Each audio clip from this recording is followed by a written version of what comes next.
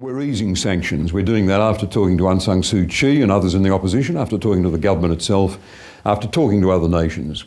And it means that the number of people in the Burmese government subject to restrictions on their financial dealings with Australia or visas to Australia will be reduced from 392 to about 130. And that removes many of the civilians from the list, and that includes President Thein Sein and government ministers. But senior serving military officers and people of human rights interest will stay subject to those Australian sanctions. So this is really reward for good behaviour. Are you confident that this is a path that will continue? There are people watching Burma who say this is now irreversible. There are other people who say that a government is never more vulnerable than when it's engaged in bold reforms of this type. I think the President is sincere. I think he deserves these rewards.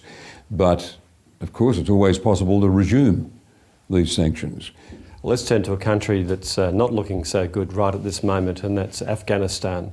We've got insurgents in a number of places attacking embassies in Kabul. What do you say to Australians that say, well, why are we there? Why are we risking the lives of our soldiers when inevitably the Taliban are just going to take over?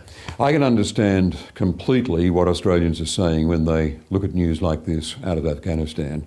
And the fact is we're engaged in the transition. We're engaged in handing over responsibility to the Afghan forces themselves. They are going to have to carry on this fight. So in line with everything we've said, we expect the transition to be completed by the end of 2014.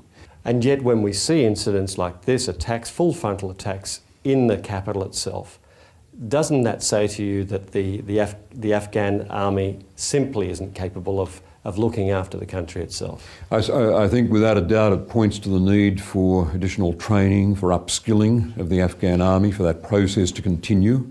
That's the most important part of the work being done by us and our partners in Afghanistan at the present time. Our job is to see that the transition works, it works for us and it works for them.